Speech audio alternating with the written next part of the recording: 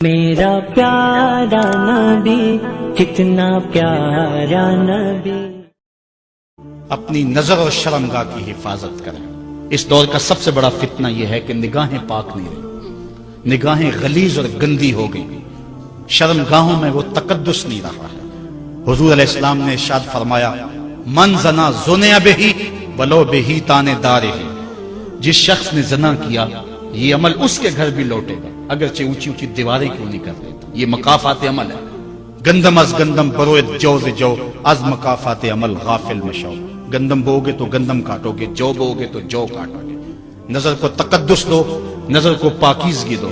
حضرت لقمان حکیم کہتے ہیں کہ میں کئی نبیوں سے ملا ہوں، کئی نبیوں سے ملاقات کی ہے، اور میں ان سے دو دو چار چار باتیں جمع کی ہیں، اور ان ساری باتوں کو میں نے جمع کر کے 100 باتیں جمع کی ہیں، اور ان کا پھر میں نے خلاصہ تیار کیا ہے. ان میں 8 باتیں الگ کی ہیں. ان 8 باتوں میں ایک بات یہ ہے جب کسی کے گھر جاؤ تو نظر کو حفاظت میں رکھو. جس شخص کے مہمان بنو، جس کے گھر جاؤ تمہاری نظر نہ بھٹکنے پائے. نظر اگر غیر محرم کو شہوت سے دیکھتی ہے، حدیث میں آتا ہے کل قیامت کے دن جہنم کی آگ سے بھر دی جائے گی، وہ سخت رسوا ہوگا. آج میڈیا کی آوارگی اور انٹرنیٹ پہ جو کچھ ہو رہا ہے، ٹیلی ویژن اور سینما جو بدتمیزی پھیلا رہے ہیں، اور موبائل پیکج جس طرح بے حیائی کو فروغ ہو رہا ہے، ہم اس کے خلاف پوری قوت کے ساتھ بند باندھیں. اپنی اولادوں کے ہاتھوں سے ناول چھین لو، ان کے ہاتھوں سے جو ہے وہ فلمیں چھین لو، ان کی خلوتوں پہ نظر رکھو، ان کی حفاظت کرو. جس شخص کی نظر پاک نہیں ہے اس کے من میں طہارت نہیں آ سکتی ہے، دل پاک نہیں ہے اس کو جو ہے وہ باطن کا نور نصیب نہیں ہو سکتا. وائے قوم کشتائے تدبیر غیر، کارے او تخریب خود تعمیر غیر. از حیا بیگانہ پیرانے کہن، نوجوانہ چوں زنا مشغول تن. کتنی حکمت والی بات کہی اقبال نے. وہ اپنے دور کا دکھڑا سناتا ہے، جس دور سے ہم گزر رہے ہیں اب تو عجیب حال ہو گئے. اقبال کہتا ہے یہ جو میرا دور ہے، جوان تو جوان رہے، بوڑھوں کی نظروں میں حیا نہیں رہا. از حیا بیگانہ پیرانے کہن، بوڑھے لوگوں کی آنکھوں میں بھی اقبال کہتا ہے حیا نہیں رہا. نوجوانہ چوں زنا مشغول تن، اور نوجوان عورتوں کی طرح اپنے تن کے ساتھ لگے ہوئے ہیں، اپنے تن کو سنوارنے میں ہر وقت کنگھی پٹی میں لگے ہوئے ہیں.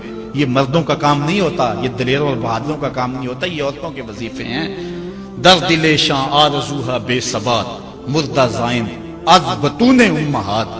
ان کے دلوں میں آرزویں کوئی اور ہی ہیں اور ماؤں کے پیٹوں سے مردہ جنم لے رہے ہیں. دخترانے او بزلف خود اسیر، شوخ چشموں خود نماؤ خود دگیر.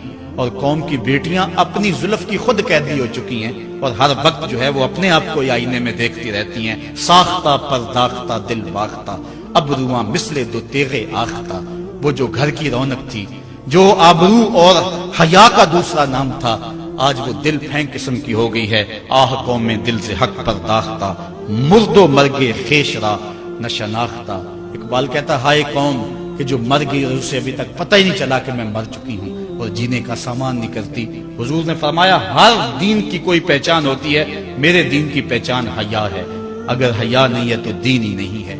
آج کی عورت پردے کو بوجھ سمجھتی ہے، پردے کو اپنے لیے عذاب سمجھتی ہے، اپنے گھر کی اونچی اونچی چار دیواری کو اپنے لیے قید خانہ سمجھتی ہے. یہ پچھلے دنوں کے اندر میڈیا کے اوپر یہ تبصرہ ہوتا رہا اور حجاب کا تمسخر اڑایا جاتا رہا. آنکھ کے پردے کی بات کی جاتی ہے، دل کے پردے کی بات کی جاتی ہے. اور اسلام نے جو عورت کو پردے کی تاکید کی، اے نبی کی بیٹیوں اپنے اوپر اوڑھنیاں خوب اوڑھ لو اور جو ہے وہ اپنی زینت کی چیزوں کو پوشیدہ رکھو. جو حکم دیا گیا آج ان احکام کا تمسخر اڑایا جا رہا ہے. عورت تو اس قدر پردے کی چیز ہے کہ اللہ تعالیٰ نے ارشاد فرمایا کہ تو گھر کی چار دیواری میں اتنے زور سے قدم بھی نہ رکھے کہ تیرے پاؤں میں پڑے ہوئے پازیب کی چھنکار باہر گزرتے ہوئے غیر مرد کے کانوں تک پہنچے. بلکہ عورت کی آواز کو پردہ رکھا گیا. حضرت ابو ہریرہ رضی اللہ تعالی عنہ نے ایک عورت کو دیکھا کہ وہ خوشبو لگایا ہے. عورت کو خوشبو لگانا منع کیا گیا ہے. 2 طرح کی خوشبو ہیں. ایک خوشبو وہ ہے جس کا رنگ نہیں ہے، خوشبو ظاہر ہے، اور ایک خوشبو وہ ہے جس کی خوشبو ظاہر نہیں ہے، رنگ نظر آتا ہے، جس طرح مہندی وغیرہ. عورت کے لیے مسنون ہے جس کی خوشبو مہک نہیں آتی بلکہ رنگ ہے، اور مرد کے لیے وہ ہے جس کا رنگ نہ ہو بلکہ جس کی مہک ہے. اب اس نے ایسی خوشبو لگائی تھی جس سے مہکار آ رہی تھی، لپٹیں آ رہی تھی، خوشبو، اور وہ آئی تو آپ جب قریب آئی تو حضرت ابو ہریرہ رضی اللہ تعالیٰ عنہ نے فرمایا یا امۃ الجبار، اے جبار رب کی باندی، تو نے خوشبو لگائی ہے؟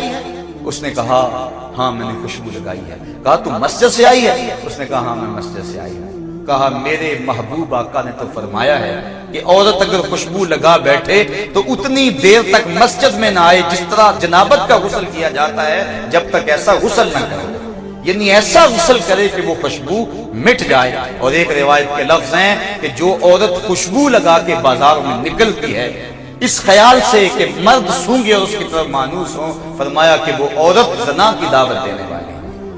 تو آج عورت بن ٹھن کے حیا کی چادر پھاڑ کے سڑکوں پہ آ گئی۔ آج ماں کو دتیا نوسی کا تانا دے کر، باپ کو بوڑھا کہہ کے، آج بھائی کی غیرت کی لالی اپنے لبوں پہ سجا کے آج وہ ماڈل گرل بن گئی، آج وہ دفتروں میں آن بیٹھی، آج وہ سڑکوں پہ آ بیٹھی، اپنے پردے کو اس نے بوجھ سمجھ کے اتار دیا۔ میری ماں، میری بہن، میری بیٹی، یہ پردہ تیرے لیے بوجھ نہیں، تیری آبرو کا محافظ ہے، تیرے برقعے کی ایک ایک سلوٹ تیرے حیا کا تیور ہے، تیرے گھر کی اونچی اونچی دیواریں تیرے حیا کا پہرا ہے۔